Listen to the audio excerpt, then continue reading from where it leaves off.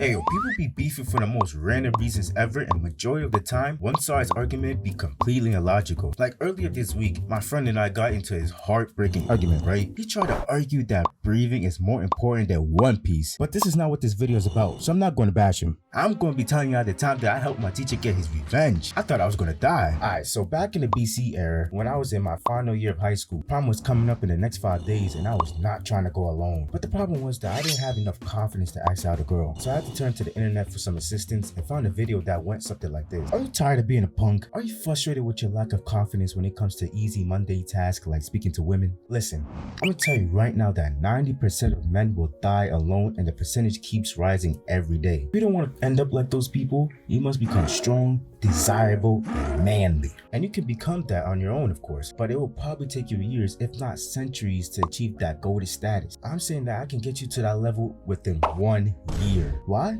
Because I care about you. I care about helping people. I care about our brothers, and if there's one thing I can do on this earth before my time is up, it is to know that I have at least saved one person from succumbing to this lonely cycle of pain. So what are you waiting for? Click the link in the description and become your best self. When that video finished, I was astonished and completely moved. This video spoke to me, and there was nothing more I wanted to do than to improve myself. I clicked this link and he took me to a forum. The first thing I saw on the forum was, do you have money? I clicked no, and the website immediately closed. What did I?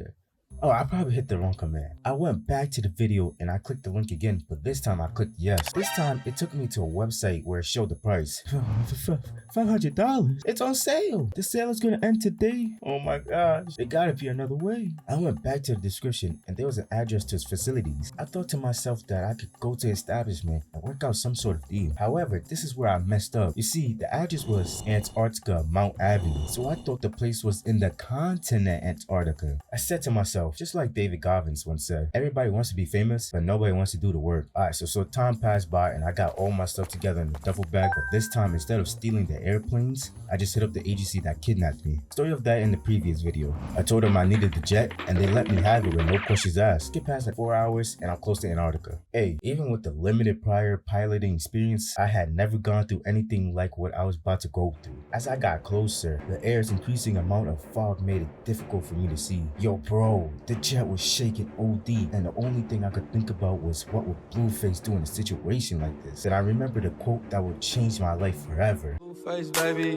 Yeah. There's something within me just snapped and drove straight through that treacherous weather. Eventually, I got up to fall, but as I looked down, I noticed that the jet ran out of fuel. So the jet engine stopped and I fell into the snow. When I came to a complete stop, at first I was worried if any women from Antarctica saw me embarrass myself. But I hopped out the jet, and when I looked around, I saw there was a Japanese looking house over yonder. I assumed there was a place. I was relieved. A few steps later and I'm at the crib. I knocked on the door, but there was no answer. I knocked again, but louder. No answer. Oh, I see. This is a test to see if I'm ready to leave the 90%. I backed up, held my duffel bag, and busted through that door. I got in, but I didn't see anybody. All I saw was a room filled with dojo equipment. Then all of a sudden, I heard a noise coming from above, and then someone jumps on my back. I know what you people want. And know you wanna have it. Damn it, I failed the test, didn't I? Wait, huh? You're not just like them. Who are you? Who do you work for? I can't breathe. He let me go, but pointed a katana at me. Speak. I came here for a teacher.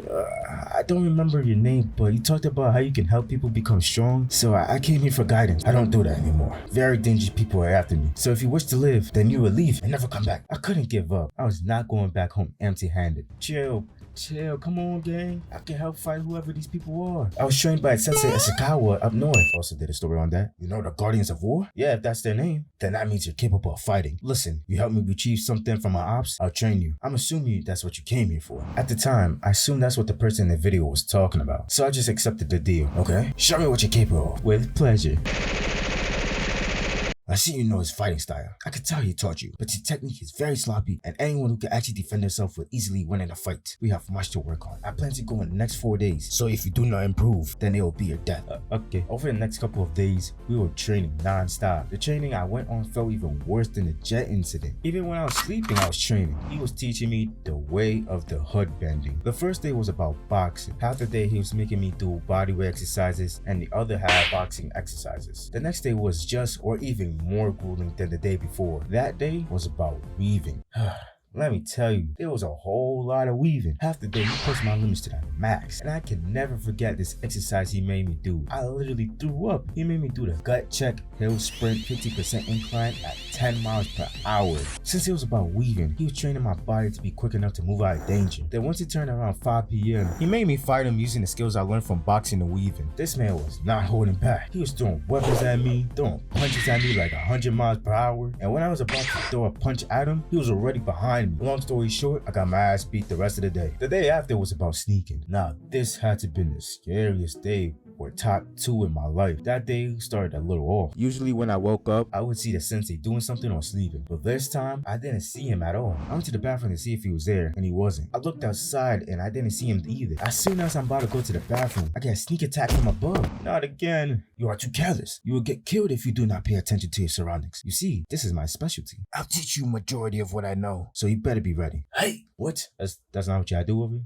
Only in the movies? Oh, okay. The training for this section was slightly different. This time, I had to rely on my other senses since I was blindfolded. I was doing this by meditating for the first half of the day. Then the other half, he taught me how to sneak up on people and what I should do. We were essentially playing hide and seek, but I was the seeker and the hider. This is because we were doing a training session where I had to find him, but if he gets to me first without me knowing, he would literally smack me in the head with a frying pan. And I'm telling you right now, that shit hurt. Skip past and it's the next day. Now that day was about shooting. First time I learned how to use a blicky. However, he didn't start off the day by giving me a gun. Now we will be moving on to shooting portion. But listen up and listen very closely. Shooting should be used as the last resort. Nothing less, nothing more. I agreed and he taught me how to aim and everything. But majority of the day was about being disciplined and controlling my emotions. After some time passes by and it's the next day, we about to take action. Headed over to the ops hideout. We were over there and it's a huge cave within a mountain. The sensei told me that the plan is to steal a red and gold box and get out as soon as possible. I didn't question what was in the box because it was none of my business. He told me there are 2 secret entrances on both sides of the cave. I go to the one on the left and he goes to the one on the right. The cave was within a mountain, but the sides of the mountains are above water, so I had to shimmy myself on the ledge to get to the secret entrance. I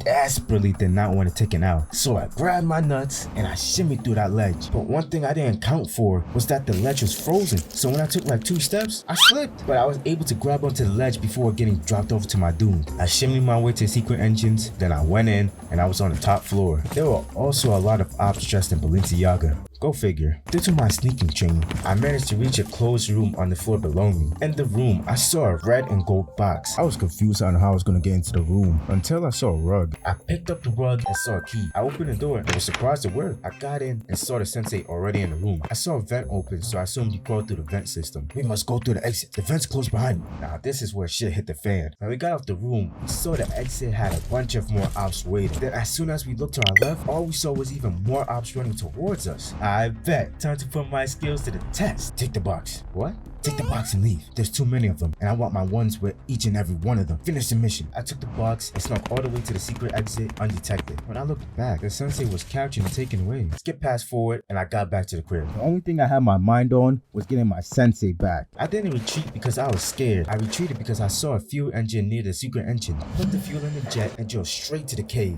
When I got to the cave, I immediately started to shoot at the cave with missiles. The cave was not strong enough to hold, so it started to collapse. I parked the jet near the exit and snuck down to the bottom of the cave to retrieve the sensei. He had him kneeling down with his hands tied up about to shoot him. With the hood bending skills I learned, I came up right behind him and knocked out the guy that was going to shoot the sensei. The other op swung at me, then I weaved out the way, and then he ended up punching the other guy, knocking him out. Then I knocked the other guy out with a yaga. I grabbed the gun and shot the rope untying the sensei. The footwork was sloppy, but you did good. The cave was caving in, so we ran to the secret exit and we got up out of there in a jet. In a flash, we in the dojo. Oh yes, I finally got my stuff back. You must be questioning why we went to recover this item. You see, the ops. Nah, I don't need to know. It's none of my business. I was just glad I could help. And most importantly, learn to sneak attack someone. Young one, you are one of a kind, aren't you? Alright, you must be on your way. Remember, to have humility and only use the skills I taught you for good. I bet, gang. I appreciate you, my dog. Peace out, gang. I got my trusty duffel bag and flew the freak out of there. Skip forward and I made it back to headquarters. When I landed the jet, I snuck out of the place. Not because they didn't allow me to use the jet, but because I could, you feel what I'm saying? So with this newfound knowledge and skills, I was ready to axe out my crutch. When I got home, I checked my phone and I saw a whole bunch of messages from my friends texting me, asking me why I didn't go to prom. Then I realized, ain't no way. Stories are important because they illuminate the world with inspirational messages and failures that can be noted and deciphered to determine why it was a mistake. Yeah, anyway, The moral of the story is, at the end of the day, women are a distraction, whether you realize it or not. Remember that.